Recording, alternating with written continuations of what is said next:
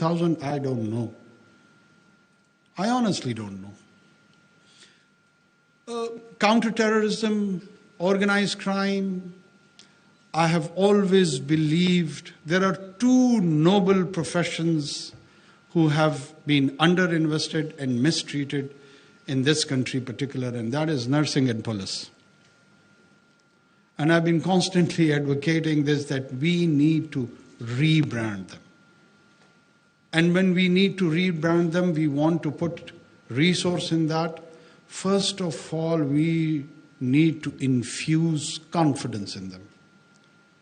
First, we need to tell them who they are. The material resource would follow that. That reputation, that brand is more important. It is of utmost importance. That self-esteem, which is associated with doing any sort of work, any sort of job. The emotional and psychic part of the human being who gets invested in any profession. I should be loving my work and my job, whatever I do. I might be a sanitation worker, cleaning bathrooms, but I should do it with joy and commitment. And to me, the police force are the divine sanitation force who cleanse the dirt of society, the filth of society. They are the chosen one. They are one of the most noble one. They are the one who protects your children from any ill-intended harm who roams around in the streets and the circles of the society. How can they be mistreated and disrespected? Then there is another side of the story. And I don't want to embarrass anyone over here. We need to do a soul searching. Yes, all of us. Can senior rank people become partners in human trafficking with the criminal gangs? So what sort of contribution it would bring to the larger image of that force? So on one hand, you have Malak Saad, Hamid Shakil, Sifat Ghayur, and you have a fallow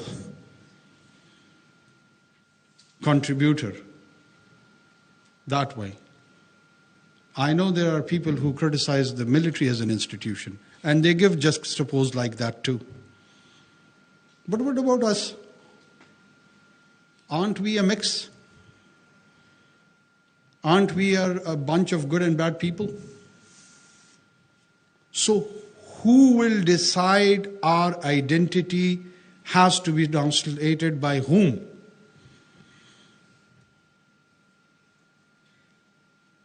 There is a huge debate about the human rights violation and in the manner the police force takes on terrorists particularly. I'm not talking about the political dissents and the rest of them. And there is a huge debate around there. And I see a lot of refined intellectuals who are quite accomplished in academic pursuits of their own. I'm not undermining that. But what I'm referring over here is that there is no gospel truth. If we take on the academic concepts of the West and try to apply it on our own population, probably at time it would be not that pragmatic. Is the population of United Kingdom or United States or let's say France or Spain is weaponized as my society is? Is anyone carrying anti-craft guns over there as a show of display and pomp and power? How many suicide bombers are there roaming around in the streets of Madrid or London or Paris? The living bombs Somebody can just enter in and blow us, all of us. So what do? This is the challenge, and we have to respond. Do we really understand our own challenges? And then there is a discourse of the legal framework. Yes, legal framework is the product of last 2-3 centuries, post-Reformation, Renaissance period. Exactly, the medieval era has been transformed into the modern nation state with a journey of constitutionalism. Is it a gospel truth? Is it a dogma? Well, it is the counterproductive of and resistance to dogmas. So what do? When a challenge happens or occurs to you, you take that challenge. The procedure is or supposes to be that you take it to the parliament, you deliberate it there, and you come up with a piece of legislation and have a new law. 90,000 people in this country have been killed. What sort of legislation we have done in these 2 decades? There's a talk of enforced disappearance. Yes. Has anyone has courage to peek into this issue? Has anyone taken it to the political parties that this is the issue? We need a piece of legislation either way. Why? I always refer it to, as a metaphor, my son's, I have a son by the name of Noor. If I have to send Noor to fight some nasty terrorist, what would I do? How would I equip him? I would want him to be better equipped in comparison to those nasty terrorists. And I want him to be equipped mentally also to take on that challenge.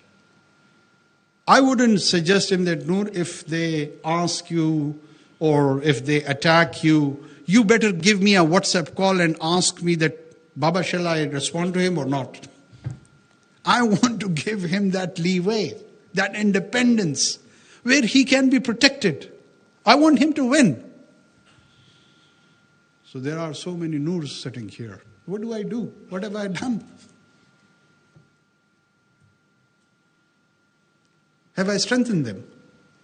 Have I given them those legal tools? Forget about the rest of the resources. I'm a poor man representing a poor nation. I might not be having resources materially. What does it take to pass a piece of legislation?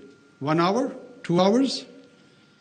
And whenever it is required and it is needed, what sort of legislations we do, all of us, we are witness to that. I don't want to disparage and embarrass anyone. We haven't done it. I am very much pained the way we have handled this entire anti-terrorism campaign. The lack of resources on the material account is altogether a different story. First of all, we are not, in my opinion, we are not clear. A man who is willing to be violent in this society is at times treated as an equal shareholder with the state who has got the monopoly on violence. Let's decide it once and for all. Is there any inherent right to any group? And by the way, we have enshrined it in Constitution also, these all constitutional, the lovers of constitutionalism, that no individual or group can raise a violent militia. The 1973 Constitution of Pakistan clearly enunciates that. Someone is being argued as on the basis of a victim card. They, instead of policing, they start doing scholarships. Police is there to enforce law. I would still love to have a sort of a intellectual conversation with them, but when it comes to practicing, you can't fibble around with the confused ideas of how to handle this menace. On the behest of the state, there has to be clarity. If there is confusion, if you are right with the state of confusion, you will falter, you will fail. And even if you have chosen a wrong position, but with a sense of clarity, it would lead you to success. So clarity is that important. My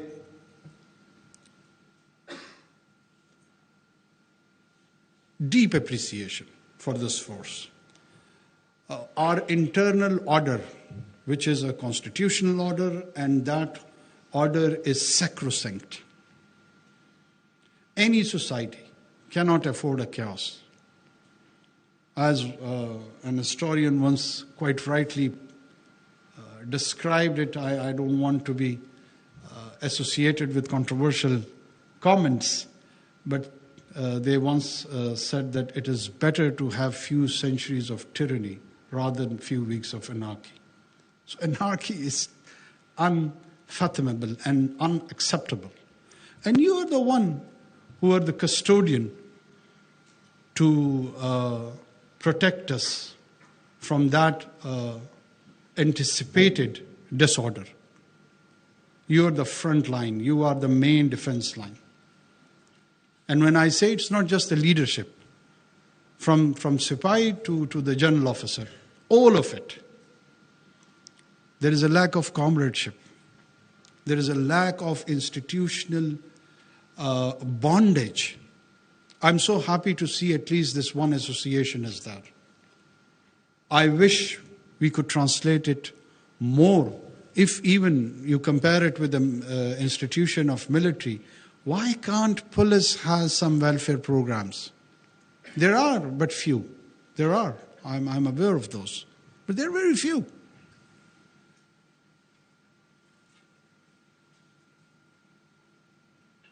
I have all the respect and love for this force, and that's why I agreed to Kaleem Saab that inshallah I will come.